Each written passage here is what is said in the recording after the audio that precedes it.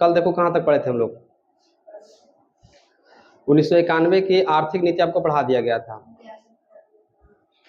जिसको औद्योगिक नीति कहते हैं या तो फिर नई आर्थिक नीति भी कहते हैं, और उसी को एक और नाम से पुकारते हैं एलपीजी सुधार। पिछला अगर क्लास करते हुए आ रहे होंगे तो तुमको सरकार का नीति के बारे में थोड़ा बताने का प्रयास किया कि सरकार पहली औद्योगिक नीति लाई, दूसरी लाई, तीसरी लाई, तो आप लोग देखे कि राष्ट्रीयकरण पे ज्यादा फोकस कर रहा था, मतलब कंपनी वगैरह पे उसके ऊपर लगाम ज्यादा लगा रखा था। लेकिन धीरे धीरे जब आप 1991 का जब आप आर्थिक सुधार पढ़िएगा तब पता चलता है कि नहीं, अब सरकार जो है अपना अर्थव्यवस्था को खोलना चाहती है, बाहरी लोगों को आने का जो है एक से बढ़ के एक आमंत्रण दे रहा था। और कानून भी देखिए, फेरा को हटा के फेमा किया गया, एमआरटीपी कानून जो कठोर जटिल कानून था उसको हटा करके सिंपल किया गया, भारतीय प्रतिस्पर्धा आयोग, यही बताया था ना, इसका गठन किया गया था। यहाँ से देखो वो सब जितना पढ़ा है वहां से ऑब्जेक्टिव आने के चांसेस होता है। अब चूंकि औद्योगिक मतलब उद्योग पढ़ रहे हैं, औद्योगिक नीति को नहीं जानिएगा तो फिर दिक्कत आपको लगेगा, और इकोनॉमी जब समझिएगा पूरे तरीका से तो ये सब जितना पार्ट क्लियर रहेगा उतना बढ़िया आगे रहेगा तुम पढ़ने में। जैसे क्वेश्चन दे देता है कि बताइए भारत में औद्योगिकरण, या तो फिर औद्योगिकरण नहीं देगा, वैश्वीकरण के चरण को समझाएं, तो तुमको औद्योगिक नीति को लेकर के समझाना पड़ेगा। आज देखो आगे थोड़ा उससे आगे बढ़ते हैं, और आज एक स्पेशल टॉपिक है, उसका नाम है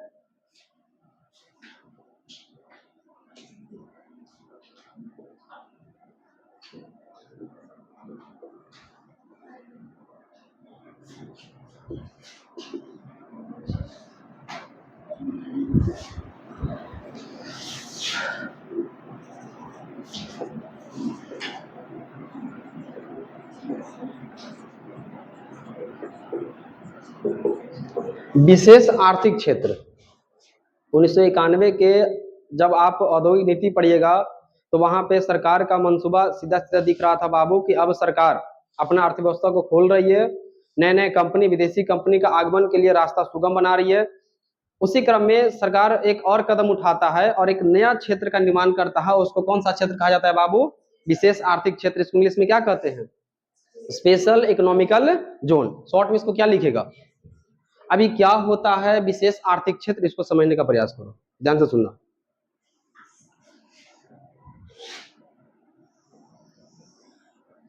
देखो, यह एक भौगोलिक क्षेत्र होता है, भौगोलिक। जब भौगोलिक क्षेत्र समझ में आता है, अरे जैसे जिला है, कैसा क्षेत्र है? भौगोलिक क्षेत्र है, कहीं ना कहीं होगा ना, कहीं कहीं एग्जिस्ट कर रहा है, उसी को कौन सा क्षेत्र कहा जाता है? जो वास्तव में होता है। एक काल्पनिक हो तो अलग चीज होता है, काल्पनिक नहीं बल्कि वास्तविक में होता है। तो ये जो विशेष आर्थिक क्षेत्र होता है बाबू, एक प्रकार का भौगोलिक क्षेत्र होता है, जहां पे अगर इस क्षेत्र में सरकार घोषित, अच्छा ईपीजेड होगा, हाँ ईपी क्या होगा? जेड, SEZ लिखेगा, सही है। अगर कोई क्षेत्र को सरकार EPZ घोषित कर देगा बाबू, तो इसका पहला बात ये ध्यान रखना है कि यहाँ पे कर नहीं लिया जाएगा। ये क्षेत्र कैसा होगा? कर मुक्त होगा। दूसरी बात कि यहाँ वस्तु और सेवा का उत्पादन होगा, उसका उद्देश्य होगा निर्यात को बढ़ावा देना। और तीसरी बात कि इस क्षेत्र में कोई निजी कंपनी या कोई निजी व्यक्ति वस्तु या सेवा का उत्पादन करेगी। तो इस तरह के भौगोलिक क्षेत्र को हम लोग क्या नाम देते हैं? विशेष आर्थिक क्षेत्र। मतलब विशेष आर्थिक क्षेत्र क्या होता है? तो विशेष आर्थिक क्षेत्र एक भौगोलिक क्षेत्र होता है जहां निजी क्षेत्र के द्वारा, किस क्षेत्र के द्वारा बाबू? निजी क्षेत्र के द्वारा आधारभूत संरचना का निर्माण किया जाता है, बेसिक स्ट्रक्चर का निर्माण किया जाता है। यहाँ वस्तुओं एवं सेवा का उत्पादन निर्यात के उद्देश्य से किया जाता है, तथा यह क्षेत्र कैसा होता है बाबू? कर मुक्त होता है। यहाँ पे सरकार टैक्स नहीं लेता है। तो क्या यहाँ पे कभी भी नहीं सरकार टैक्स लेगा? नहीं, शुरुआती दौर में टैक्स नहीं लेता है 10 साल तक, 10 वर्ष तक यहाँ टैक्स नहीं लगता है। लेकिन 11 से लेकर के 15 वर्ष, जैसे ही 10 साल आपका पार हो जाएगा कंपनी का, तो 11 से 15 के टाइम में यहाँ पे टैक्स 50% लेगा सरकार, 50% टैक्स लेगा। क्योंकि अब आप जम गए ना। फिर से एक बार सुनो ध्यान से, हम लोग क्या पढ़ रहे हैं पहले इस टॉपिक को क्लियर करो। हम लोग 1991 के जो नई आर्थिक नीति उसको पढ़ लिए। जब इसको पढ़े तो हमको ये समझ में आया बाबू कि अब भारत सरकार विदेशी कंपनी, या तो भारत में जो प्राइवेट कंपनी है वो अगर पूंजी लगाना चाहती है, फैक्ट्री खोलना चाहती है, तो सरकार उसको सपोर्ट कर रही है। जिसमें अनेक प्रकार के कानूनी सुधार हम लोग देखे थे।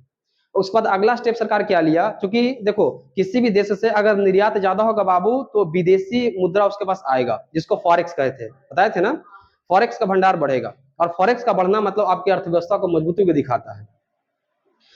चीन हो गया, जापान हो गया, ये सब सामान इतना ज्यादा निर्यात करता है कि विश्व व्यापार में लगभग अधिकांश यही सब का सामान मिलेगा तुमको। एक अमेरिका हो गया, चीन हो गया, जापान हो गया, मैक्सिमम अर्थव्यवस्था में यही सब का वस्तु मिलता है। ये सब इतना ज्यादा निर्यात करता है कि इसका फॉरेक्स हमेशा हाई होता है, और हम लोग का फॉरेक्स कम होता है। सरकार इस पे काम किया। उसके बाद अगला जो हम लोग टॉपिक उठाए हैं उसका नाम क्या है, विशेष आर्थिक क्षेत्र। सरकार 1991 के बाद सरकार जो है एक और कदम उठाया कि हम भारत में कुछ ऐसे ऐसे चुनिंदा क्षेत्र घोषित करते हैं जहां पे अगर कोई व्यक्ति कंपनी खोलता है, या तो देशी या तो विदेशी हो, तो हम उस व्यक्ति से 10 साल तक कोई टैक्स नहीं लेंगे। ये क्या है, बुलाने का तरीका ही तो है। तो ध्यान रखना, वैसा क्षेत्र जो कर मुक्त होता हो, 3 पार्ट में इसको तोड़ के पढ़ते हैं। वैसा क्षेत्र जो क्या होगा बाबू, अब उस क्षेत्र में वस्तु या सेवा का जो उत्पादन होगा वो किस उद्देश्य से होगा, एक्सपोर्ट के उद्देश्य से होगा। और वहां इस क्षेत्र में वस्तु सेवा के अलावा और भी चीज का निर्माण किया जाता है, बनाया जाता है, उसको कहते हैं आधारभूत संरचना। क्या बोलते हैं उसको बाबू, आधारभूत संरचना, और वो भी एकदम अत्याधुनिक मॉडर्न वाला। तो वैसा क्षेत्र जहां आधारभूत संरचना का निजी क्षेत्र द्वारा निर्माण किया जाता हो, वहां वस्तु एवं सेवा का उत्पादन निर्यात के उद्देश्य से किया जाता हो, वह क्षेत्र कर मुक्त होता हो, उसी को क्या कहा जाता है बाबू, विशेष आर्थिक क्षेत्र। अब तुमको समझ में आ रहा हो कि विशेष आर्थिक क्षेत्र, ठीक है समझ में आ गया, ये कब आया था। तो विशेष आर्थिक क्षेत्र बाबू 2005 ईस्वी में आया था। कब आया था, उसका नाम था विशेष आर्थिक क्षेत्र अधिनियम 2005। तो क्या सरकार इससे पहले कहाँ था भाई, 1991 में जब बना, उसके बाद 2005 में इतना लंबा समय क्यों लग गया। इससे पहले भी निर्यात को बढ़ावा देने के लिए एक संस्था था, उसका नाम हम लिखते हैं, ध्यान से सुनना,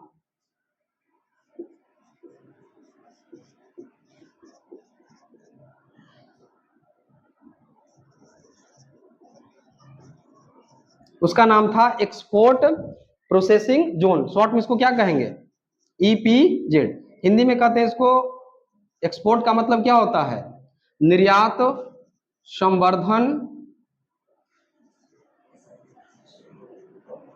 क्षेत्र, निर्यात संवर्धन क्षेत्र इसको कहा जाता है। 2005 ईस्वी में सरकार जब SEZ क्षेत्र बनाया बाबू, तो पहले से जो कॉन्सेप्ट चलता था इसको स्थगित करके रोक दिया गया। और यही तुम लोग को ऑब्जेक्टिव पूछा है कि निर्यात संवर्धन क्षेत्र को किस में बदल दिया गया है, तो उसका आंसर क्या हो जाएगा, विशेष आर्थिक क्षेत्र में इसको बदल दिया गया। अब जैसे पहले कब आया था बाबू निर्यात संवर्धन क्षेत्र, तो इसको लागू किया गया था 1965 में। 65 समझ आ रहा है ना, सरकार पहले, लेकिन बहुत कड़ा लगाम था। 1965 1965 में, 2005 में था, 1965 में पहली बार गुजरात के कांडला को जगह है, ये कहां पड़ता है बाबू, गुजरात के कांडला क्षेत्र को पहला क्या घोषित किया गया था, ईपीजेड, यहाँ कंपनी खोलिए, और लेकिन निर्यात के उद्देश्य से खोलना है। लेकिन वो कंपनी खोलने से पहले ये जो इतना प्रकार के कानून बना दिया गया था ताकि कंपनी उस क्षेत्र में आवे नहीं करता था, तो भारत में निर्यात फॉरेक्स बहुत कम रहता था। लेकिन जब 1991 का अधिनियम आया, 1991 का आर्थिक नीति जब बनाया, उसको लागू किया, उसके बाद से देखा गया कि भाई बहुत से कंपनी आना चाहती है, सरकार उसको और मोटिवेट करने के लिए 2005 ईस्वी में फिर क्या लागू कर दिया बाबू, SEZ क्षेत्र। और वर्तमान समय में अभी 278 को भारत में SEZ क्षेत्र है, 278, 278। पूछ सकता तुम लोग से कि वर्तमान समय में बताओ कि विशेष आर्थिक क्षेत्रों की संख्या कितना है, 278 है। तो यही था आपका क्या, विशेष आर्थिक क्षेत्र। अब इस पे से हमको बताना क्या लग रहा है, बड़ा मार्क्स का क्वेश्चन अगर बनेगा तो बड़ा मार्क्स से बनेगा। ऐसे एक ऑब्जेक्टिव पूछा है जो सिंपल था, लेकिन आगे आगे अगर पूछेगा तुम लोग से तो बड़ा मार्क्स से पूछेगा। तो किस प्रकार से उसमें एक्सप्लेन करना है समझा दिए हैं, हम इसको उसी फॉर्म में लिखवा देते हैं, ठीक है। हेडिंग लगाओ पहले। अब जिसको थोड़ा बहुत नहीं समझ में आएगा लिखते क्रम में समझ में आ जाएगा। हेडिंग लगाइए विशेष आर्थिक क्षेत्र। हम पहले इंग्लिश लिख दिए हैं, कोई बात नहीं, पहले तुम हिंदी लिख लो। विशेष आर्थिक क्षेत्र,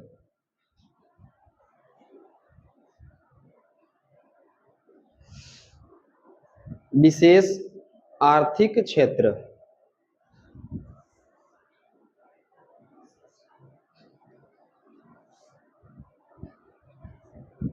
विशेष आर्थिक क्षेत्र, इंग्लिश में लिखना है स्पेशल इकोनॉमिकल जोन।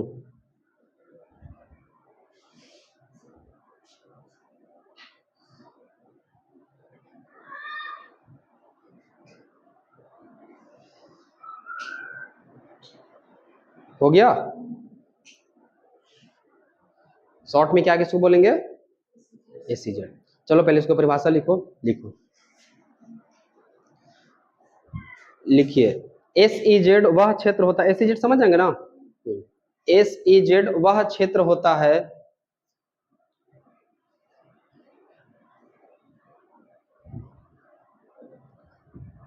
जहां निजी क्षेत्रों द्वारा, एसईजेड वह क्षेत्र होता है जहां निजी क्षेत्रों द्वारा, जहां निजी क्षेत्रों द्वारा अत्याधुनिक मॉडर्न अत्याधुनिक अत्याधुनिक आधारभूत संरचना, आधारभूत संरचना का निर्माण होता है,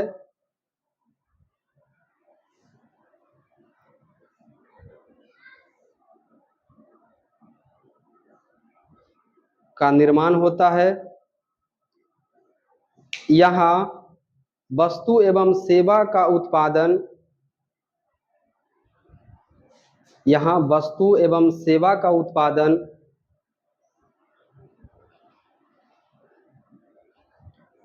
यहाँ वस्तु एवं सेवा का उत्पादन निर्यात के उद्देश्य से, निर्यात के उद्देश्य से, निर्यात को एक्सपोर्ट कहते हैं और इंपोर्ट कहेगा तो आयात हो जाएगा, निर्यात के उद्देश्य से किया जाता है।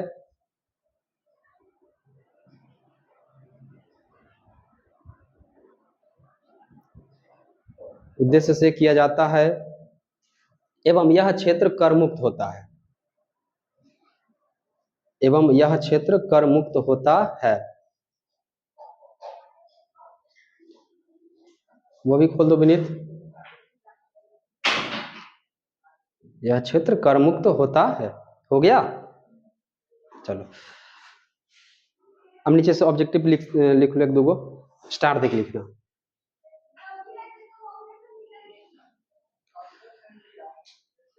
लिखिए भारत ने, भारत सरकार लिखना, भारत सरकार ने निर्यात को बढ़ावा देने के लिए,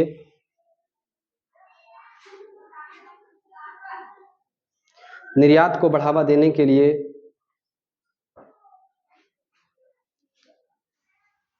सन 1965 ईस्वी में, सन 1965 ईस्वी में निर्यात संवर्धन क्षेत्र,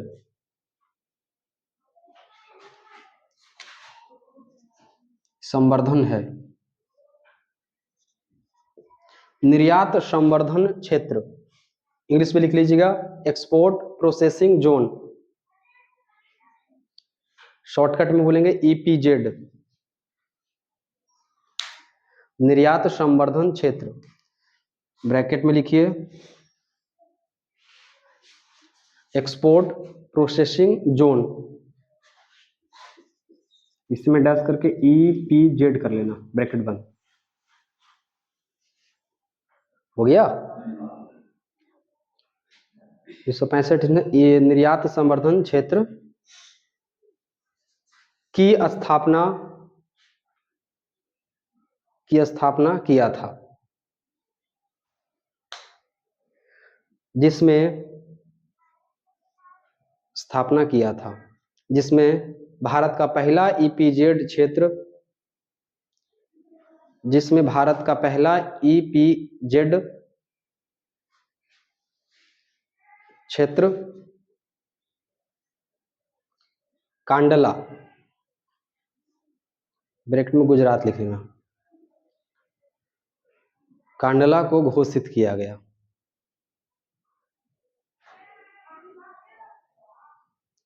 हो गया? अगला स्टार्ट देख लिखो। देखिए सन 2005 ईस्वी में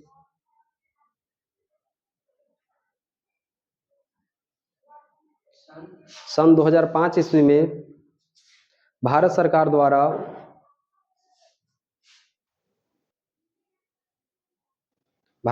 द्वारा संसद में कानून कहाँ बनता है? संसद में विशेष आर्थिक क्षेत्र अधिनियम, विशेष आर्थिक क्षेत्र अधिनियम 2005, इतना एक साथ रहेगा, विशेष आर्थिक क्षेत्र अधिनियम। इसको इन्वर्टेड कॉमा में लिखना है, अंडरलाइन कर देना है, डबल इन्वर्टेड कॉमा, इसको अंडरलाइन कीजिए। क्या लिखे? सन 2005 ईस्वी में भारत सरकार द्वारा विशेष आर्थिक क्षेत्र अधिनियम पारित किया गया,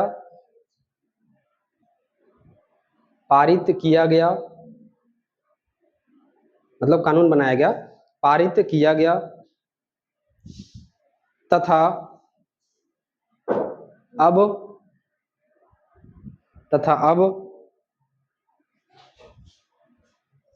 ईपीजेड के स्थान पर, फुल लिखने की जरूरत है, शॉर्ट में काम चल जाएगा ना, ईपीजेड के स्थान पर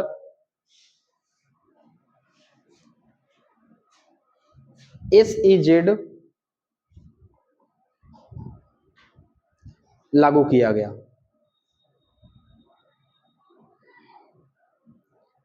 एसईजेड लागू किया गया, हो गया। चलो, तो ये दो लाइन लिखा है, जहां से ऑब्जेक्टिव पूछ सकता है, तो किसी प्रकार से पूछेगा तो दिक्कत नहीं होगा। अब साइड हेडिंग लगाना, विशेष आर्थिक क्षेत्र की विशेषता, इसका क्या विशेषता है, हेडिंग लगाओ, विशेष आर्थिक क्षेत्र की विशेषता।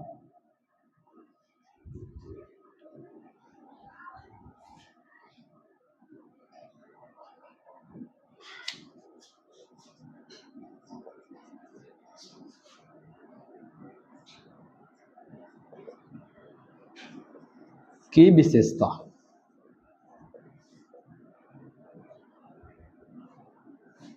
पहला विशेषता इसका क्या हो जाएगा बाबू? पहला विशेषता ये होगा कि यह कर मुक्त होता है, कर मुक्त, या इसी को शुल्क मुक्त भी कह सकते हैं।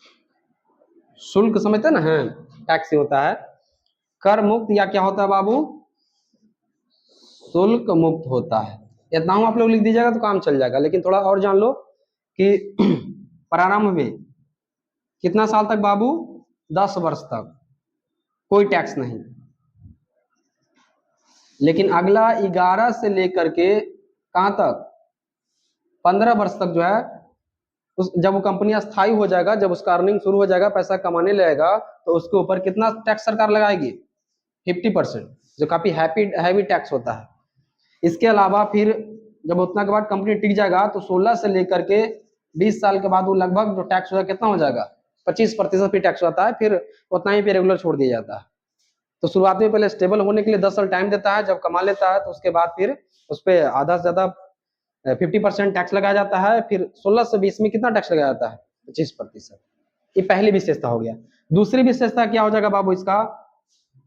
कि यह निजी क्षेत्र द्वारा, इसका निर्माण और संचालन किसके द्वारा किया जाता है बाबू? निजी क्षेत्र द्वारा। इसका निर्माण और संचालन किसके हाथों में होता है? निजी क्षेत्र में। तीसरा, यहां कोई श्रम कानून नहीं लागू होता है।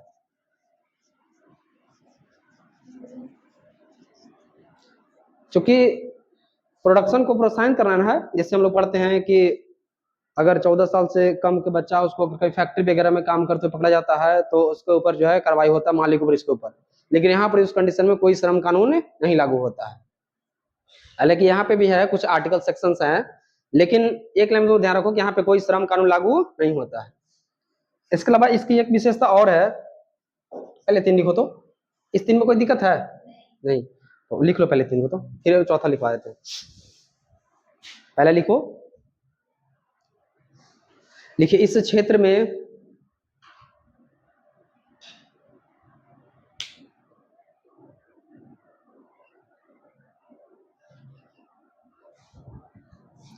कोई कर या शुल्क नहीं लगता है।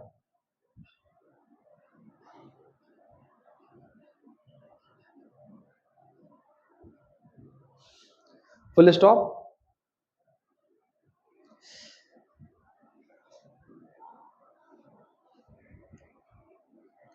लिखिए, फुल स्टॉप के बाद लिखो 10 साल के बाद, इसी में 10 साल के बाद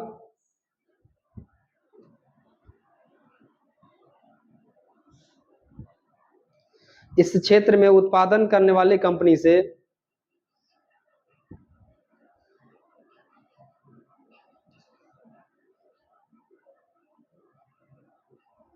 कर लिया जाता है। बस तुम्हें इतना जानो, उत्पादन करने वाले कंपनी लिखे थे, कंपनी से कर लिया जाता है।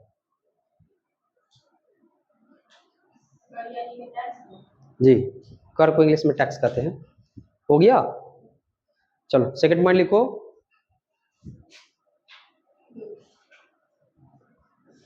लिखिए,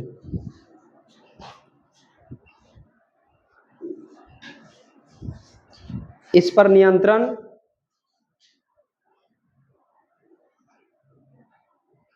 तथा उत्पादन निजी क्षेत्रों का होता है।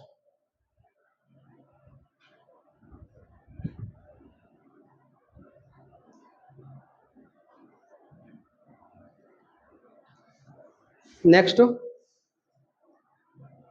यहां कोई श्रम कानून लागू नहीं होता है।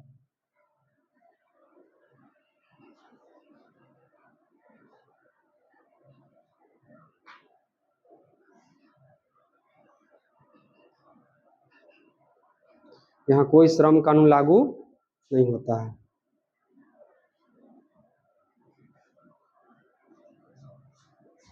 और एक कोई पॉइंट था जो मेरे दिमाग से उतर गया, ठीक है, ध्यान आएगा तो लिखवा देंगे, एक पॉइंट ब्रेक को छोड़ देना, ठीक है। चलो, ये क्या हो गया इसके बाबू? SEZ की विशेषता। अच्छा, अब देख लेते हैं कि इसकी वर्तमान स्थिति क्या है।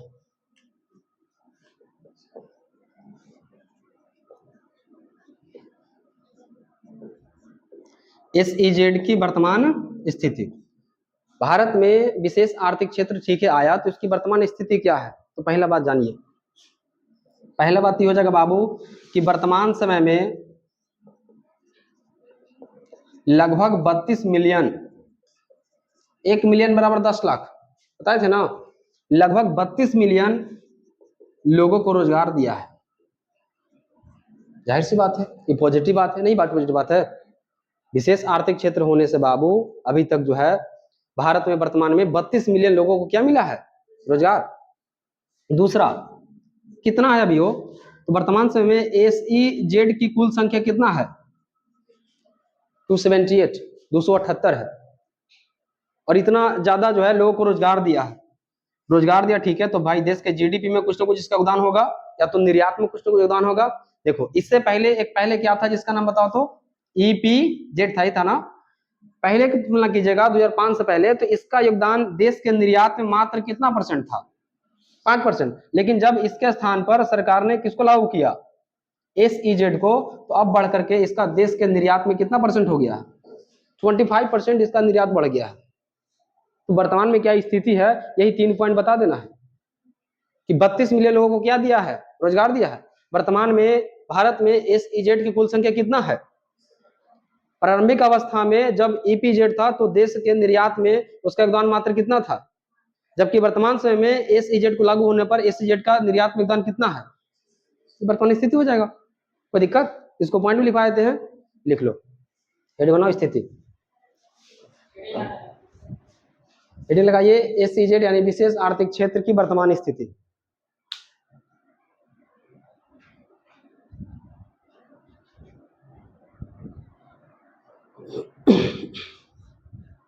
वर्तमान स्थिति।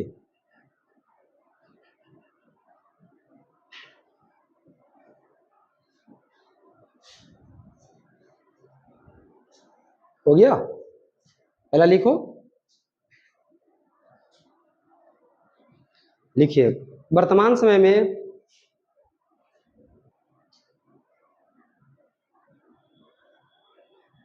इस क्षेत्र ने वर्तमान समय में इस क्षेत्र ने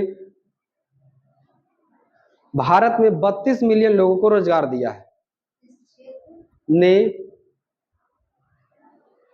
भारत में इस क्षेत्र ने भारत में 32 मिलियन लोगों को रोजगार दिया है।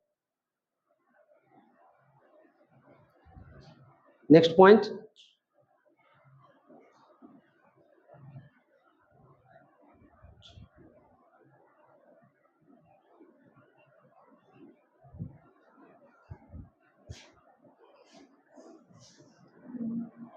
नेक्स्ट लिखिए, वर्तमान में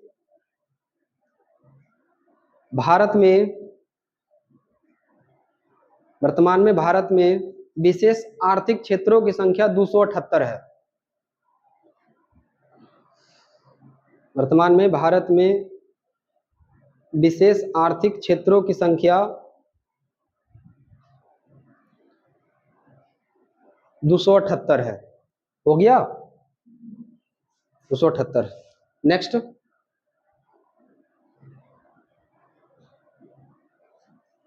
लिखिए, देश के कुल निर्यात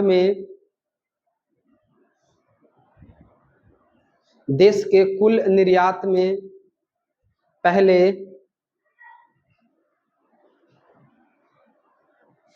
शॉर्ट ही लिखवाते हैं,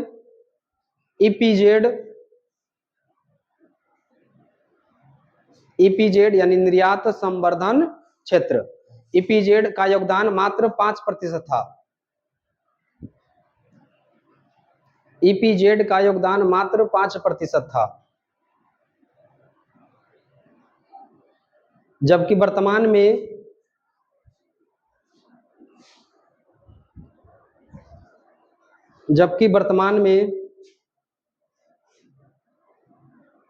एसईजेड की निर्यात में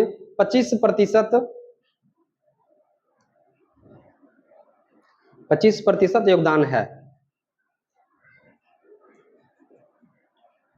हो गया। चलो हम लोग देखो एसईजेड की परिभाषा पढ़ लिए बाबू, विशेषता उसका देख लिए, वर्तमान स्थिति देख लिए। अब उसका टारगेट देख लेते हैं कि आखिरकार एसईजेड का उद्देश्य क्या है। तो एक लास्ट टॉपिक बनाओ, एसईजेड का उद्देश्य।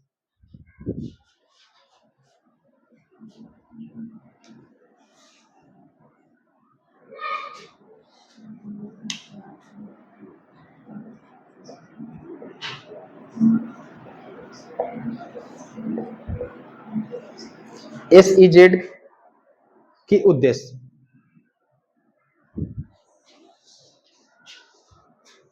हो गया। चलो तुम बताना पहला,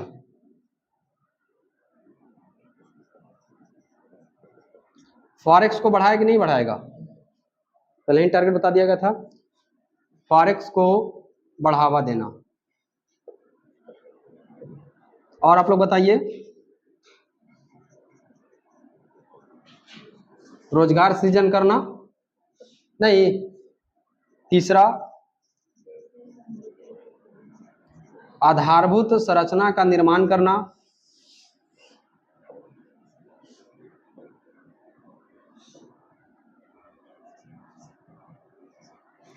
फॉरेक्स को बढ़ावा देना, रोजगार सृजन करना, आधारभूत संरचना का निर्माण करना। और एक आध को आप लोग बताइए, निर्यात को बढ़ावा देना,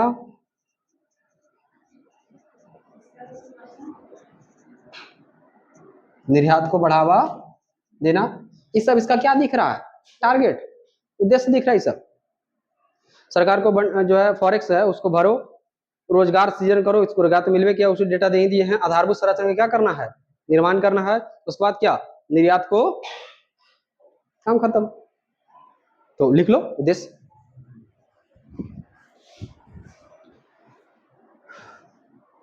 ऐसे ही लिख लो।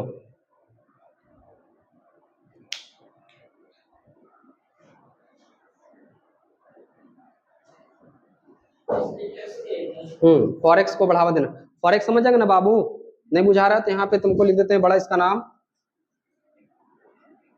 विदेशी मुद्रा भंडार।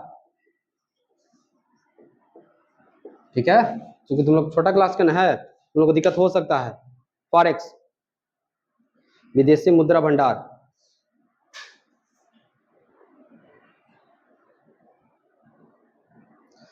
एक और लिख लो, विदेशी निवेश को बढ़ावा देना।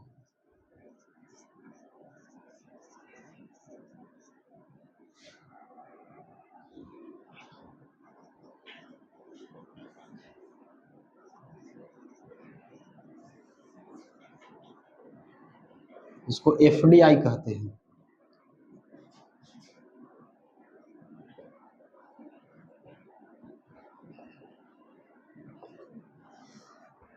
प्रत्यक्ष विदेशी निवेश यानी एफडीआई, फॉरेन डायरेक्ट इन्वेस्टमेंट को बढ़ावा देना।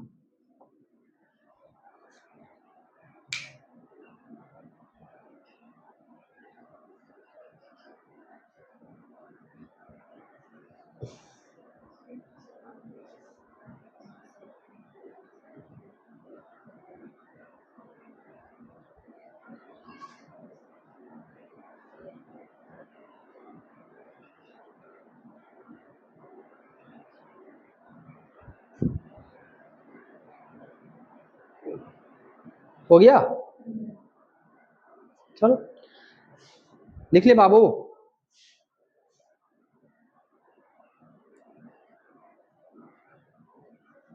चलो अब सुनो ध्यान से, अगर क्वेश्चन ऐसा आ जाएगा कि विशेष आर्थिक क्षेत्र पर टिप्पणी करें तो ये आप लोग लिख दीजिएगा उसका आंसर। इसी फॉर्मेट में लिखना है, पहले परिभाषा देना है, फिर आप एरो दे करके तो पैराग्राफ चेंज करके ये बता देना कि भाई 2005 से पहले क्या था, EPZ था, और 2005 के बाद फिर एक संसद में अधिनियम लाएगा, उसके बाद फिर क्या इसको कर दिया गया, एक नया क्षेत्र जिसको विशेष आर्थिक क्षेत्र कहते हैं। उसके बाद फिर अगला साइड हेडिंग लगा करके SEZ की क्या विशेषता उसको बता देना है, फिर उसके बाद 3-4 पॉइंट हो जाएगा। उसके बाद फिर आगे हट करके फिर SEZ की वर्तमान स्थिति क्या है उसको बता देना है, फिर SEZ की उद्देश्य क्या है। बस इतना अगर आप कर देते हैं तो यकीन मानो जो पूछेगा उसका आंसर उसको पूरा मिल जाएगा, कोई दिक्कत। अब कुछ छोटा छोटा पॉइंट है उसको पढ़ लेते हैं, ठीक है, जो छोटा मार्क्स में आने की उसकी संभावना होता है। क्वेश्चन आंसर का कॉपी लेके आए हैं कि नहीं लाए हैं? लाई है ना? चलो चलो मेरे साथ ही तुम लोग हेडिंग लगाओ। नाम सुना है WTO का? क्या कहते हैं इसको फुल फॉर्म? वर्ल्ड ट्रेड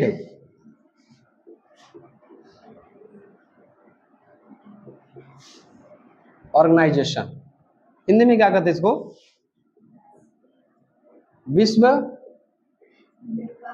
व्यापार संगठन। पहले हेडिंग लगाओ, फिर इसके बारे में सारा बात बताते हैं। और यहां से भी ऑब्जेक्टिव आ सकता है और छोटा मार्क्स में क्वेश्चन पूछता है।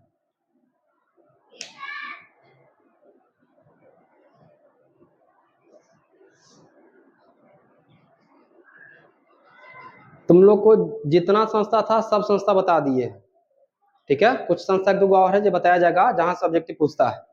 हम कोशिश किए हैं कि बुक का एक एक टॉपिक पढ़ा दिया जाए, और इतना अगर तैयार कर लेते हैं तो यकीन मानो आप बेहतर फील कीजिएगा इकोनॉमिक्स के फील्ड में, इससे ज्यादा मतलब नहीं जाएगा। हो गया, चलो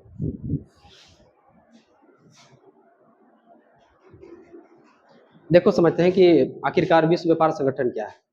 संगठन वैसा ही संगठन है बाबू जो विश्व में वस्तु और सेवा का व्यापार होता है उसको बाधा रहित करना, मतलब उसके बीच में जो रुकावट आता है उसको मैटर को डील कौन करेगा? WTO। यह एक वैश्विक संस्था है। वर्तमान समय में इसमें 166 देश जुड़े हुए हैं। कितना जुड़ा हुआ है? 166। अब 166 देश की सहमति से ये संस्था जब बना है बाबू, तो अगर कोई देश ट्रेड में व्यापार में कोई तरह की दिक्कत करता है तो 166 देश के प्रतिनिधि उस पर दबाव डालेंगे। तो कहीं ना कहीं इसकी अहमियत है, और इसका उद्देश्य यही था बाबू कि वस्तु और सेवा का जो आराम से व्यापार वगैरह होता है उसको बढ़ावा देना है और उसके परिणाम स्वरूप वैश्वीकरण को धीरे धीरे ऊंचाई पे लेके जाना है। लेकिन थोड़ा और इतिहास में चलिए, WTO बाद में आया था, इससे पहले इसका जो पूर्ववर्ती संस्था है उसका नाम है गैट। क्या नाम है उसका? गैट्स। उसका नाम गैट्स था। गैट्स क्या था? इसका पहले फुल फॉर्म जान लो। गैट्स का मतलब हो गया general agreement on trade and tariff. Trade and tariff.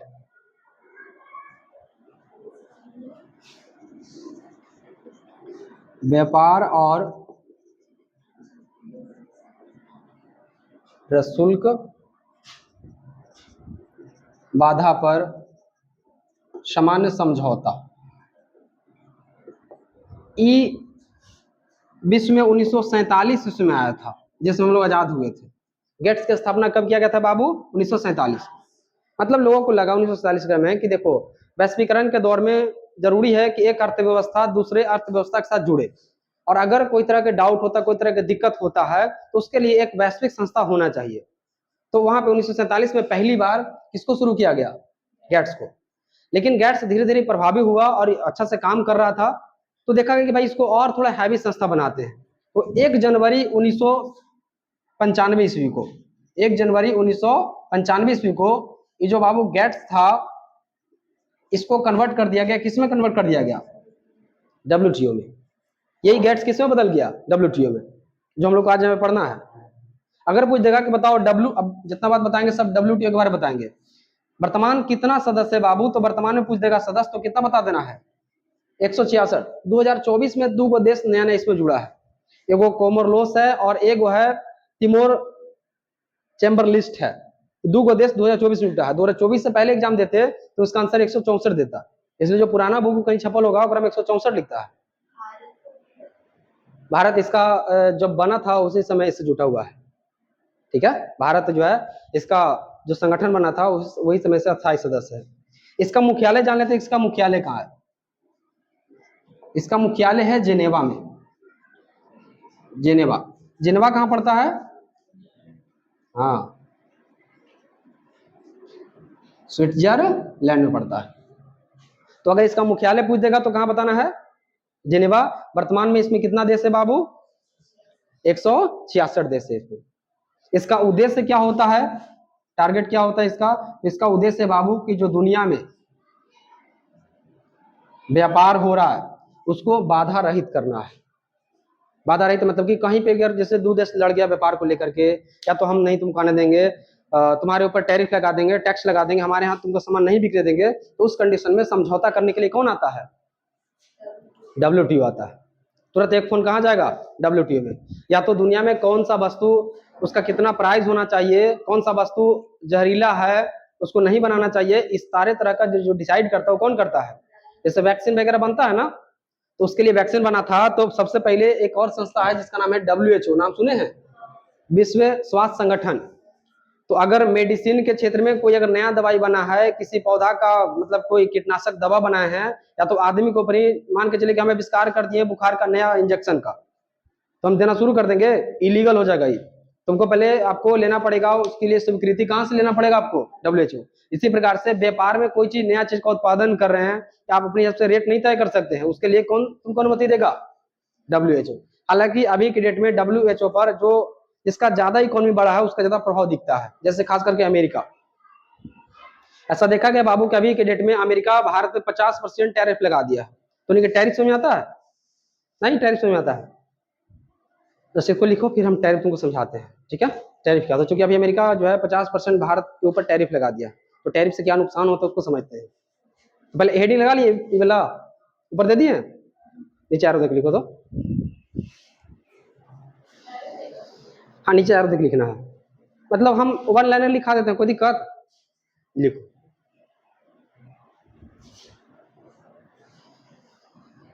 Gets की स्थापना GATTS। गैट्स की स्थापना गैट्स की स्थापना 1947 ईस्वी में किया गया।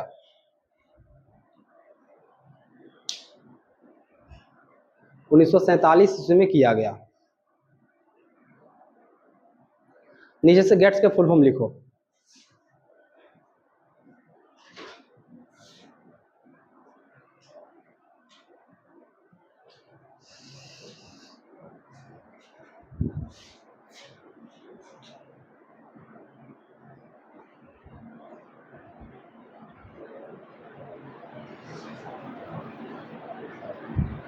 हो गया?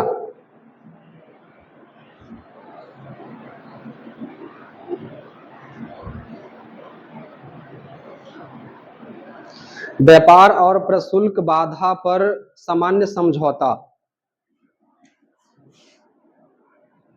अब तक तो ऑनलाइन वाला बच्चा को भी हमारा राइटिंग समझ में आने लगा होगा। शुरुआती में थोड़ा सा दिक्कत हो सकता है। हो गया?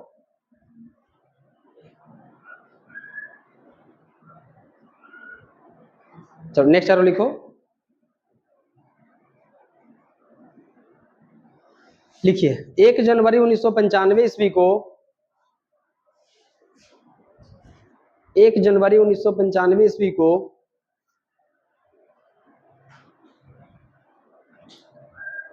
गेट्स के स्थान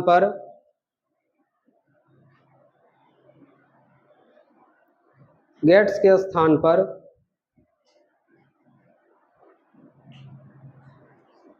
WTO का गठन किया गया।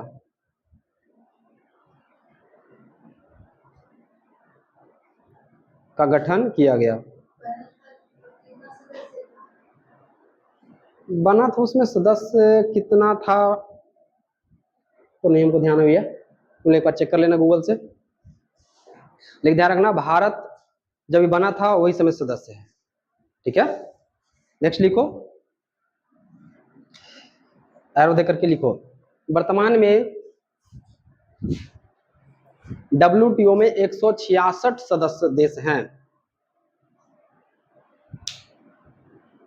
वर्तमान में WTO में 166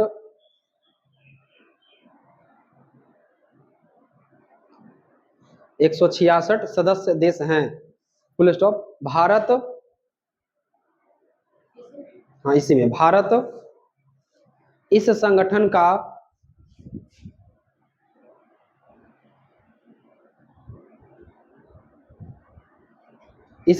का प्रारंभिक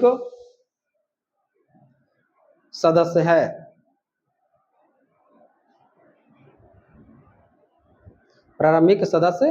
हो गया? नेक्स्ट एरो लिखो। WTO का मुख्यालय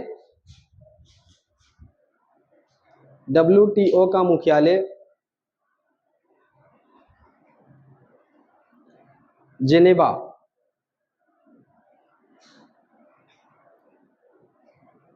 बोले तो स्विट्जरलैंड में स्थित है। नेक्स्ट,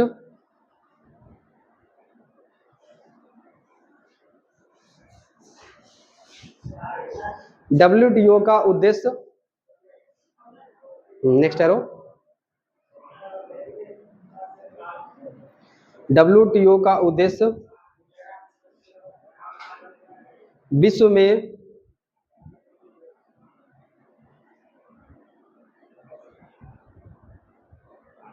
व्यापार ब्रैकेट में वस्तु प्लस सेवा, व्यापार ब्रैकेट में वस्तु प्लस सेवा को बढ़ावा देना तथा इसे बाधा रहित बनाना। बाधा रहित समझते हैं ना, कोई रोक टोक नहीं, बाधा रहित बनाना। तो मान के चलो कि अगर सेंटेंस में लिखना आ जाएगा कि बताइए विश्व व्यापार संगठन किसे कहते हैं, तो उसका आंसर इस तरह से देना है। इसको हम ऑब्जेक्टिव में लिखवा दिए हैं। सेंटेंस बनाने के लिए आ जाएगा तो उससे बता देना है कि विश्व व्यापार संगठन एक वैश्विक संगठन है जिसकी स्थापना 1 जनवरी 1900 कब हुआ बाबू? 95 ईस्वी। इससे पहले इसकी पूर्ववर्ती संस्था गेट्स था, जिसे बदलकर 1 जनवरी 1995 इसको किसमें बदल दिया गया, WTO में इसको बदल दिया गया। इसका मुख्यालय जेनेवा तथा वर्तमान में इसमें सदस्य देश कितना है, 166। इसका प्रमुख उद्देश्य, या तो पैराग्राफ चेंज करके लिख देना कि इसका प्रमुख उद्देश्य विश्व व्यापार यानी कि वस्तु और सेवा के व्यापार को बढ़ावा देना तथा उससे बाधा रहित करना। बस, तो ऐसे अगर लिखवाते हैं तो तुम लोग सेंटेंस में लिख सकती ना, है कोई दिक्कत ना होता है। अब तुम लोग लिख लेते, कोई दिक्कत नहीं है। अब देखो कोई चीज आगे कोई चीज पीछे होगा तो उसने टेंशन नहीं लेना है, बस शुरुआत जबरदस्त करना है। मॉल का मतलब ही नहीं होता है। लगाओ हेडिंग मॉल।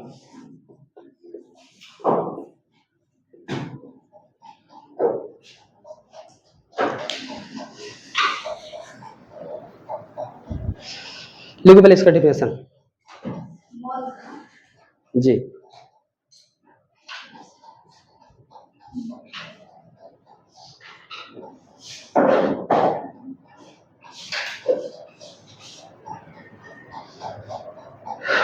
बोले,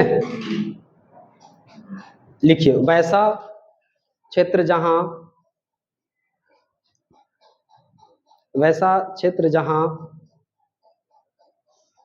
उपभोक्ता को, वैसा क्षेत्र जहां उपभोक्ता यानी कस्टमर, उपभोक्ता को एक ही छत के नीचे, उपभोक्ता को एक ही छत के नीचे अधिकांश उपभोग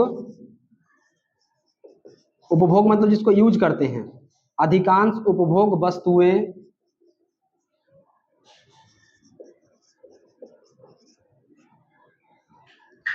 उचित मूल्य, लिख लो, आकर्षक नहीं, उचित मूल्य पर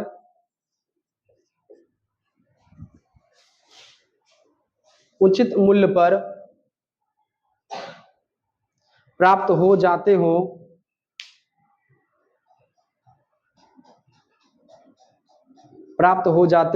तो उसे मॉल कहा जाता है। उसे क्या कहते हैं बाबू, मॉल। हो गया, ओके। चलो, तो एक छोटा सा टॉपिक था, मॉल की परिभाषा पूछ देगा तो बता दीजिएगा ना, कोई दिक्कत नहीं है। इसमें समझाना क्या है, हमको वहां पे मौका दो जहां पे समझाना होगा। जहां पे झूठ मूठ का जैसे यादें करना है तो उसको क्या समझाना है। तुम लोग निवेश समझती है,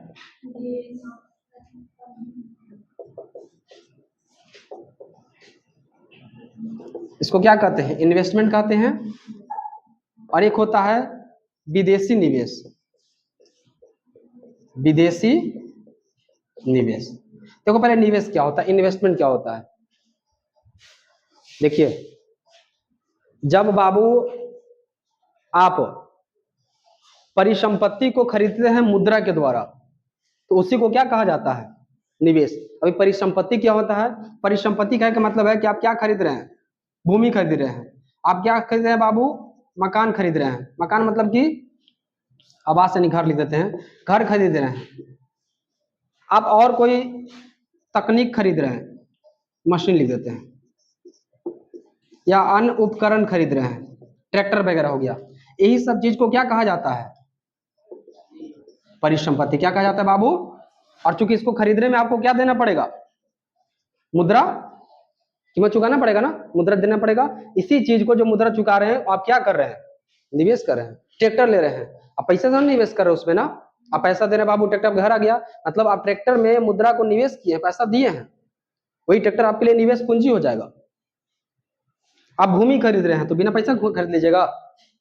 तो आप अगर परिसंपत्ति के निर्माण में अगर मुद्रा के द्वारा उसको क्रय कर रहे हैं, इसी कॉन्सेप्ट को, इसी प्रक्रिया को क्या कहा जाता है, निवेश कहा जाता है। अब यहाँ पे एक आ गया विदेशी निवेश। सिंपल, अगर कोई देश के अलग, विदेश का कोई नागरिक है, वो हमारे देश में परिसंपत्ति को मुद्रा के द्वारा क्रय करता है बाबू, तो उसी को क्या कहा जाएगा, विदेशी निवेश। और विदेशी निवेश बढ़ना चाहिए, उन्होंने बताएगा विदेशी निवेश बढ़ेगा मतलब FDI, याद करो, प्रत्यक्ष विदेशी निवेश उसको कहते हैं, फॉरेन डायरेक्ट इन्वेस्टमेंट। इसको से क्या होता है, हमारा फॉरेक्स बढ़ता है। क्या बढ़ता है, फॉरेक्स बढ़ता है। तो पहले इसको थोड़ा लिख लेते हैं, निवेश योजना क्या होता है, इसे लिखो। और ऐसा आ जाएगा कि बताओ निवेश किससे कहते हैं, तो परिभाषा होना चाहिए ना हमारे पास, निवेश, इन्वेस्टमेंट।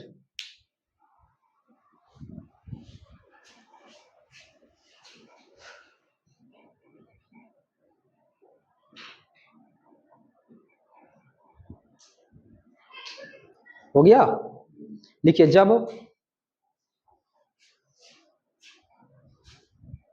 जब मुद्रा के माध्यम से परिसंपत्ति, जब मुद्रा के माध्यम से परिसंपत्ति, परिसंपत्ति ब्रैकेट में लिखना, भूमि,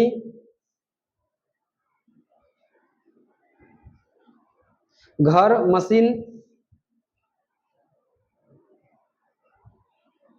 कॉमा उपकरण इत्यादि कर दो,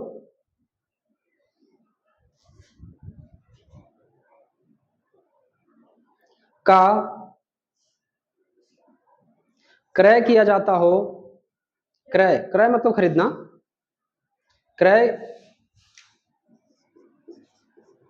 क्रय किया जाता हो तो इसे निवेश कहा जाता है।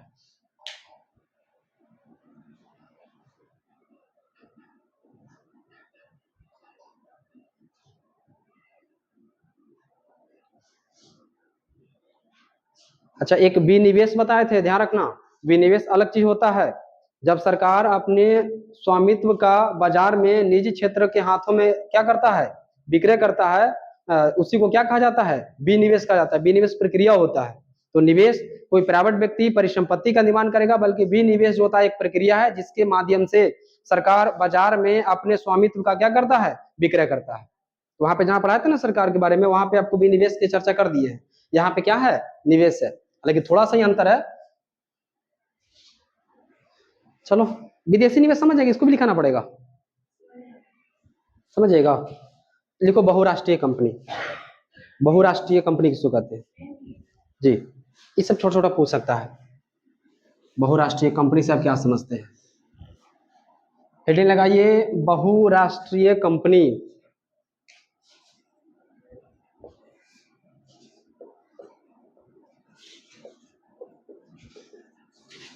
बहुराष्ट्रीय कंपनी, मल्टीनेशनल कंपनी भी इसको कहते हैं, मल्टी,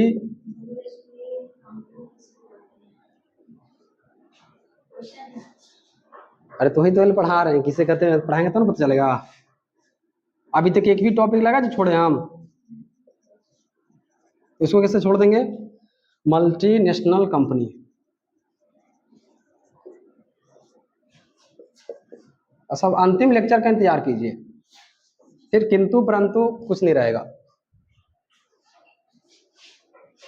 और बहुत जल्द अब खत्म होगा, 2-4 लेक्चर में काम खत्म, ठीक है।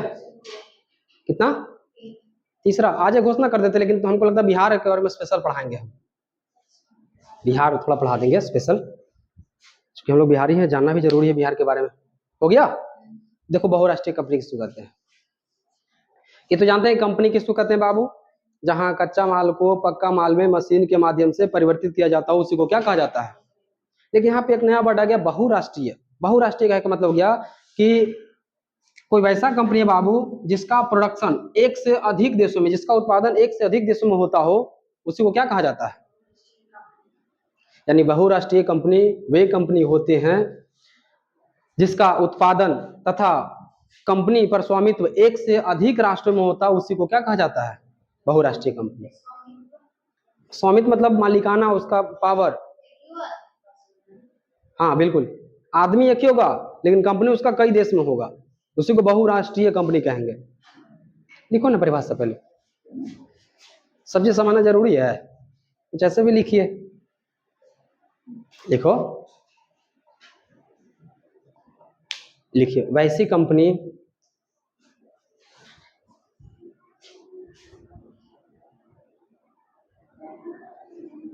वैसी कंपनी जिसका उत्पादन, वैसी कंपनी जिसका उत्पादन एक से अधिक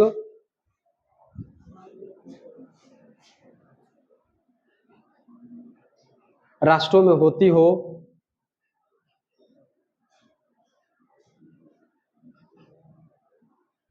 एक से अधिक राष्ट्रों में होती हो,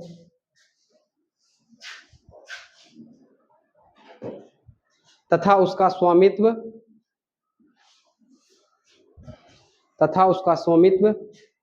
का अधिकार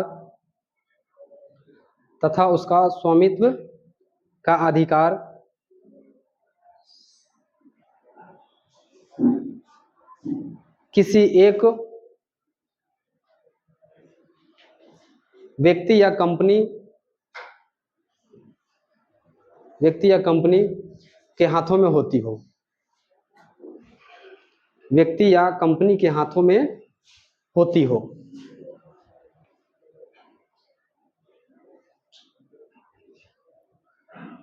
उसे क्या कहते हैं? बहुराष्ट्रीय कंपनी कहा जाता है।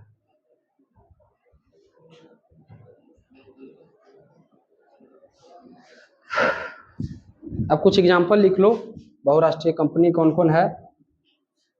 जैसे पहले भारत वाला लिखते हैं, इंफोसिस। टाटा के नाम सुने हैं? नोकिया के नाम सुने हैं? कोका कोला के नाम सुने हैं? आईफोन के नाम सुने हैं? देखो इसमें जो शुरू में दो है बाबू, ये भारतीय कंपनी है। कैसा कंपनी है? भारतीय कंपनी है। भारतीय कंपनी लेकिन मल्टीनेशनल है। मतलब कैसी कंपनी है बाबू? बहुराष्ट्रीय। लेकिन बाकी जो इधर देख रहे हैं, नोकिया हो गया, कोका कोला हो गया, ये सब कंपनी जितना देखते हैं ये सब के सब विदेशी कंपनी है। लेकिन कैसी कंपनी है? बहुराष्ट्रीय कंपनी है। ठीक है, तो भारत के संदर्भ में दो को ध्यान रखना, एक इंफोसिस और दूसरा को ध्यान रखना है टाटा। लिखो एग्जाम्पल, लिखो एग्जाम्पल में ऐसे ही लिखना नीचे से, मतलब अगला नीचे एरो करके, इंफोसिस, टाटा, नोकिया, वैसे ही लिखना है ताकि नीचे ऐसे करके भारतीय कंपनी लिख सके। इसमें दोनों चीज हो जाएगा।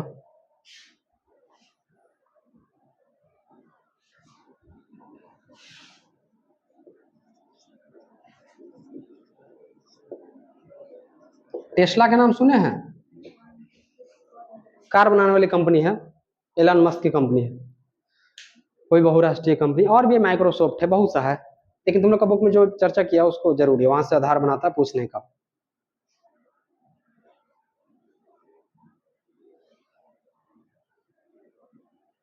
ये सब विदेशी कंपनी? हाँ, वो सब विदेशी कंपनी है।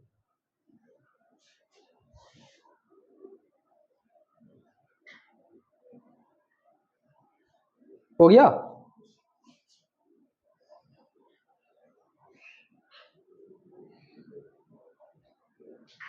एक और लिख लो, होंडा गाड़ी बनाती है, नाम सुनो होंडा का? Hero Honda. हीरो अलग, होंडा अलग अब हो गया है, पहले दोनों एक ही था। अब तो होंडा साइन लगा दो, कुछ लगा दो, किसी मतलब होंडा की हम बात कर रहे हैं। होंडा हो गया।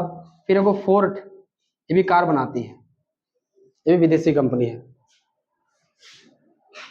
होंडा हो गया, फोर्ड हो गया, ये सब विदेशी कंपनी है। हो गया? चलो बस अगर पूछना होगा एक आध को तो इसमें से पूछेगा वो।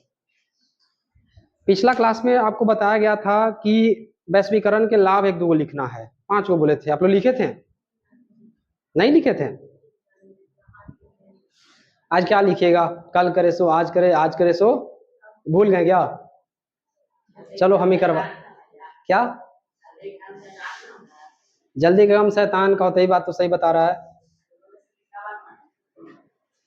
अब देखो दोनों का बात नहीं मानेगा वो दिक्कत है, तो जल्दी में तो शैतानी की बात मानने पड़ेगा है। और जल्दी का मतलब इतना जल्दी नहीं करना है, ठीक है? कल बोले थे 2 दिन हो गया, टाइम हो गया, लिखे भी नहीं। चलो लिखो, हम लिखवाते हैं।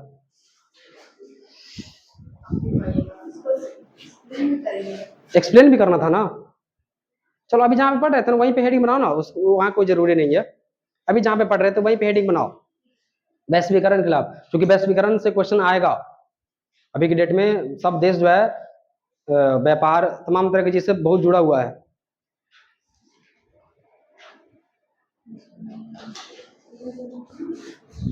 चलो आज बार हम हिंट करते हैं। इसके बाद अब एक टॉपिक हमको और पढ़ाना है बाबू, बिहार के बारे में। वैश्वीकरण का बिहार पे क्या प्रभाव पड़ा है? और थोड़ा हम चर्चा करेंगे क्वेश्चन बैंक के ऊपर।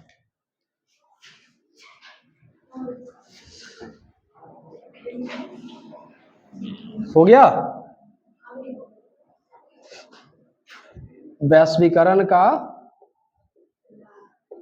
चलो तो यही दिमाग लगाओ, बताओ पहला लाभ क्या आपको दिख रहा है? चलिए पहले इसी को लपेट लेते हैं। उपभोक्ता वर्ग को लाभ एक्सप्लेन कर दीजिएगा।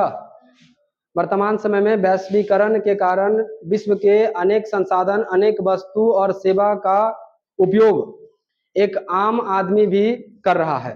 ये किसका देन है? वैश्वीकरण का ही देन है। और जितना पॉजिटिव हो सकता है, जितने प्रकार के जो सामान देख रहे हैं, यूज कर रहे हैं, उसको यहाँ समेट के लिख देना है। अब सामान को नहीं लिखना है। पहला हो गया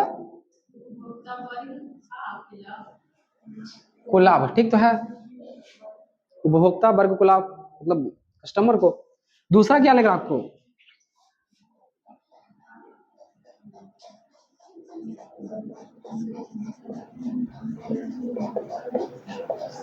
व्यापारी वर्ग को भी लाभ हुआ कि नहीं हुआ?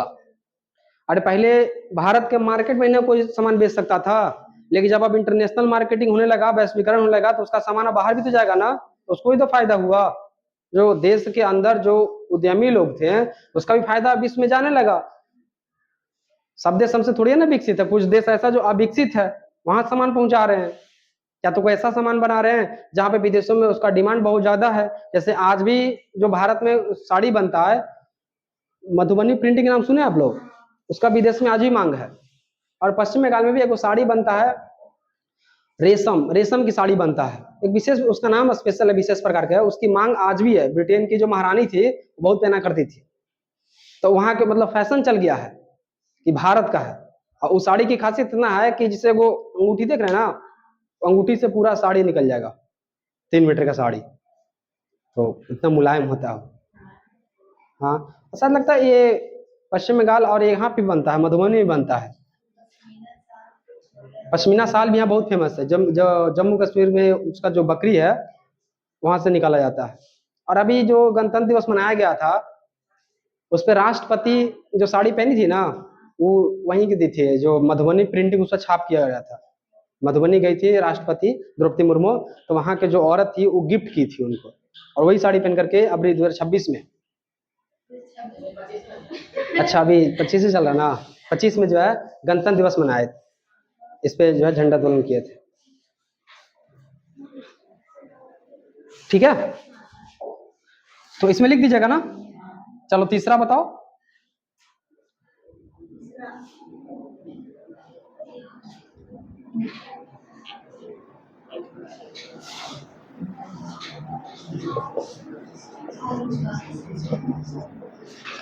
रोजगार सृजन नहीं होगा बाबू। ये जितना फ्लिपकार्ट अमेजोन देख रहे हैं, कितना आदमी को दे दिया जॉब, देख रहे हैं ना? क्या लगता है अमेजोन फ्लिपकार्ट विदेशी कंपनी है? हाँ बिल्कुल। तो पता नहीं हमको है, ये सब विदेश की कंपनी है, लेकिन फिर भी भारत में सर्विस दे रहा है कि नहीं सर्विस दे रहा है? तो क्या अमेरिका के आदमी लाके यहाँ डिलीवरी करवा रहा है? नहीं, भारत नहीं कर रहा है। तब तुम लिख देगा कि हमें लिखवाना पड़ेगा, जब बता दो, हो जाएगा ना। और बताइए, फॉरेक्स में वृद्धि होगा बाबू। जितना ट्रेड होगा बाबू, उतना अधिक सरकार को सीमा शुल्क मिलेगा, मिलेगा नहीं मिलेगा? तो सरकार का क्या बढ़ेगा? फॉरेक्स बढ़ेगा। और बताओ, ग्रामीण क्षेत्र का विकास तो होगा ही, उसको मतलब बेटो। हाँ ये सही है।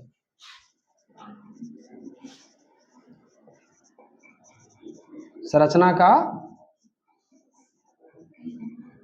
विकास, भारत में आप नाम सुने होंगे, बहुत से ऐसा कंपनी, जब लोग इस्पात पढ़ाए थे, तो कोई ब्रिटेन के सहायता से, कोई रूस के सहायता से, कोई जर्मनी के सहायता से स्थापित किया गया था, देखे थे ना?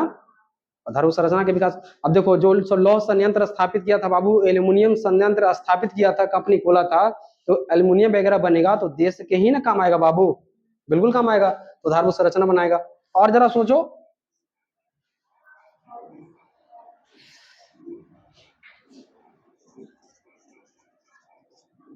चलो इसको विदेशी मुद्रा का आगमन लिख रहे थे, तो ये तो फॉरेक्स में ही जाएगा। क्या? हाँ ये भी सही है, अर्थव्यवस्था की मजबूती, अर्थ व्यवस्था पर सकारात्मक प्रभाव, क्या आपकी अर्थव्यवस्था को फैलने का मौका मिलेगा ना जितने ज्यादा कंपनियों का। तो अगर 2 लाइन भी इसमें लिखेगा बाबू तो 2 4 6 8 10 पर लाइन सही हो जाएगा। अगर वैश्वीकरण से क्वेश्चन में जाएगा कि वैश्वीकरण को परिभाषित करें तथा इसके लाभ को लिखें या तो सकारात्मक पक्ष को लिखें, तो यहाँ पे नहीं बता दीजिएगा, वो तो जाएगा यार, क्या दिक्कत है। अब देखो तुम लोग इतना बता दिए हैं कि वैश्वीकरण से कैसा भी क्वेश्चन आएगा, या तो एलपीजी से पूछ ले, कहीं से भी क्वेश्चन पूछ सकता है, तो आप लोग उसमें उसके अंदर जो है 10-15 लाइन लिख सकते हैं, नहीं लिख सकते हैं, बस बशर्ते कि बस तुम लोग अच्छा से कॉपी को तैयार करो। तो ये केवल पॉइंट तुम लोग लिख लो, ठीक है, और इसको एक्सप्लेन करना है घर से।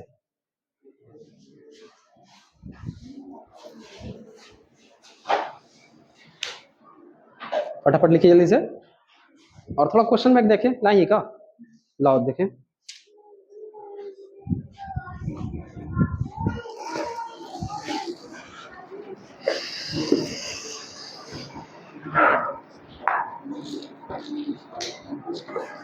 रफली इसको कहीं पे लिख लो ताकि घर पे एक्सप्लेन करने में ठीक रहेगा।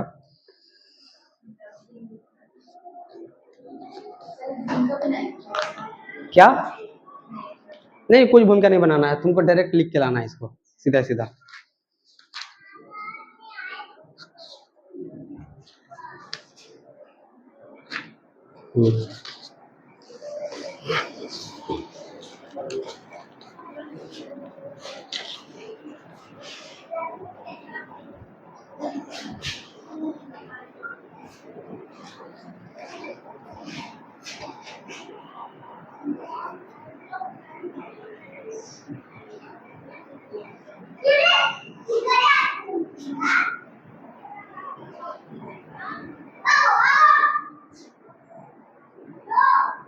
हो गया?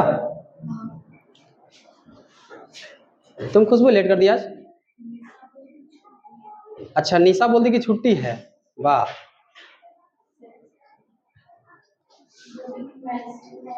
मैसेज आया कि छुट्टी है। मैसेज ये किए थे कि क्लास आज होगा, सेम टाइम से होगा, उसको मैसेज भी नहीं देखने आता है। हाँ हाँ उसको लगा मैसेज आया तो छुट्टी का मैसेज होगा।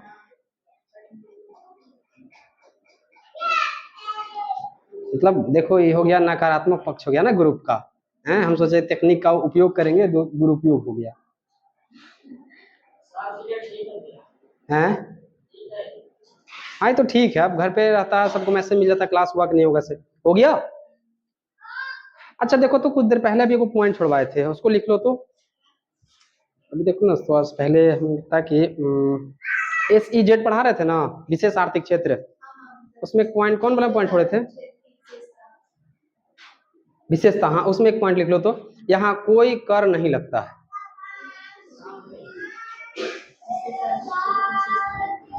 ये बात लिखाया हुआ था का? यहाँ कोई कर नहीं लगता है, पहला पॉइंट वही लिखवाए थे क्या? हाँ चलो तो फिर रहने दो, तब रहने दो।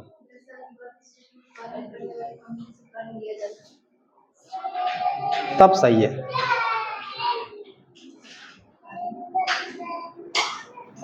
अच्छा कल पढ़ा रहे थे उसमें सकारात्मक पक्ष और नकारात्मक पक्ष बताए थे, देखो तो तुम लोग पीछे करके, उसमें नकारात्मक पक्ष देखो तो वैश्वीकरण पढ़ा तो वहां भी बताया गया था। नकारात्मक पक्ष में कितना पक्ष बताए थे? 4। उसमें एक आध पॉइंट एडजस्ट हो सकता है, सबको पहले मिला है उसमें एक पॉइंट क्या, सुनो ध्यान से, वैश्वीकरण का क्या है क्या नकारात्मक में, हाँ पहले सुन लेते हैं उसमें क्या हम बता रहे थे मुझसे, क्योंकि हमको अभी ध्यान आया। देखो नकारात्मक पक्ष में क्या देखने को मिला कि लोग पाश्चात्यवादी बन गए हैं। पाश्चात्यवादी का मतलब क्या हो गया, जो यूरोपियन कंट्री है उसको पाश्चात्य कहते हैं, क्या उसको बोलते हैं बाबू?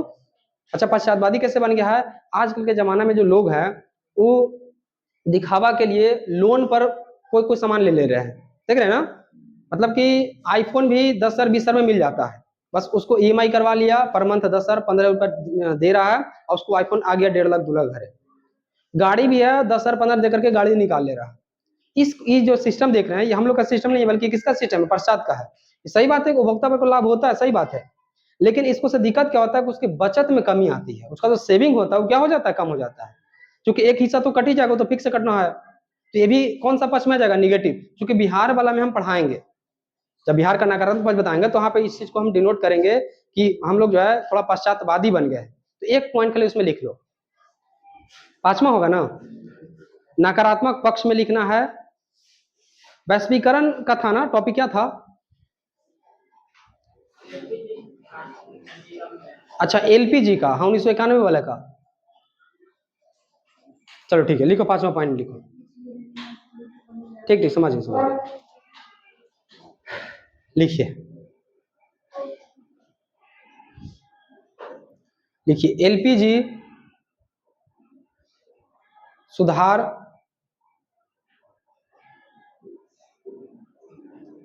के बाद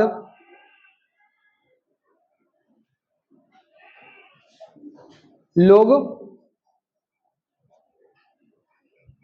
पाश्चात्यवादी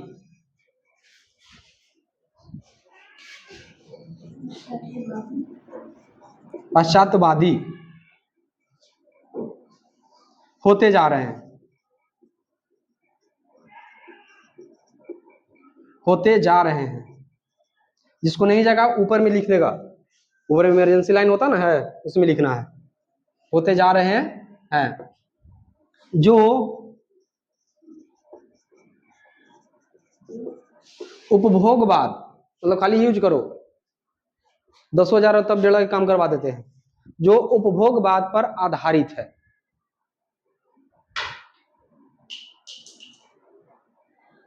जो उपभोगवाद पर आधारित है, इससे लोगों की बचत में कमी हुई है। इससे लोगों की बचत में कमी आई है, लिखना कमी। इससे क्या लिखे? इससे लोगों की बचत में कमी आई है। हो गया, बस हो गया उधर। अब देखो कुछ हम क्वेश्चन पढ़ रहे हैं, ठीक है? अच्छा, छोटा मार्क्स में दिक्कत नहीं होगा तुम लोग का, छोटा मार्क्स का क्वेश्चन आराम से हो जाएगा। हम टारगेट करते हैं बड़ा मार्क्स का, उसी में सब ऑब्जेक्टिव 2 नंबर का क्वेश्चन और बड़ा क्वेश्चन सब फंसता है। जिससे देखो क्वेश्चन पूछा है क्या, पहले छोटा देख लेते हैं। निवेश से क्या अभिप्राय है? अभी निवेश के बारे में बता दिए हैं, इसमें तो एक भी क्वेश्चन लग नहीं रहा कि हमको नहीं पढ़ावल है। विश्व व्यापार संगठन के गठन का क्या उद्देश्य था? उद्देश्य बता दिए तुम लोग को, स्पष्ट बताया गया। विश्व व्यापार संगठन के विषय में संक्षेप में बताइए, नहीं बता दीजिएगा। उदारीकरण को परिभाषित करें, हो जाएगा। बहुराष्ट्रीय कंपनी किसे कहते हैं, इसका परिभाषा दे दिए हैं। वैश्वीकरण से आप क्या समझते हैं?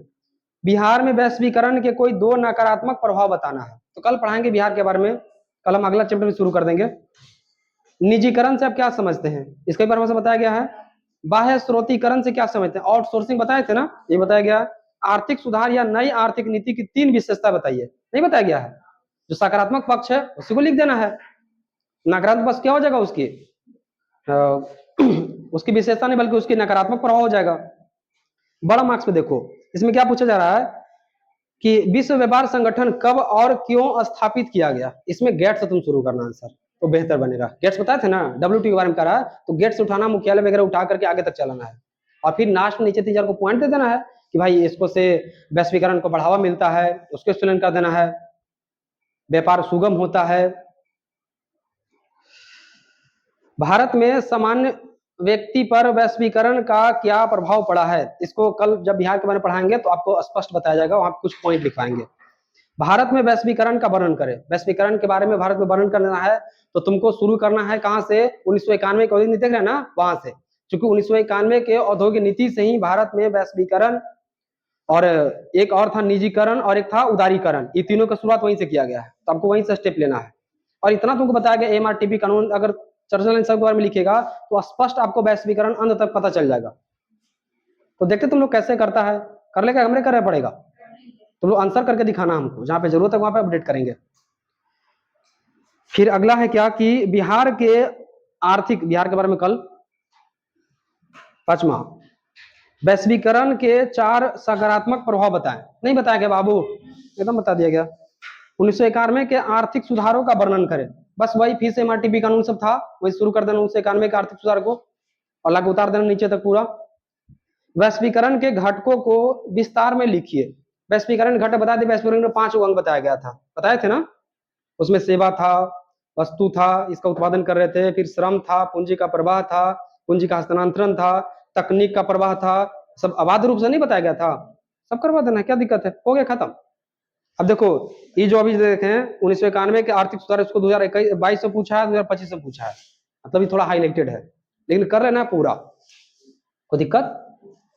और लास्ट में तो एक दिन सीरीज चला देंगे, लास्ट में 1-2 क्लास का, जिसमें जितना क्वेश्चन बैंक में क्वेश्चन होगा, डाउट होगा, सब करवा देंगे। तो आज भर इतना रह देते हैं, कल हम लोग कर लेंगे। अब छोटा बड़ा चीज तो सब बता ही दिए।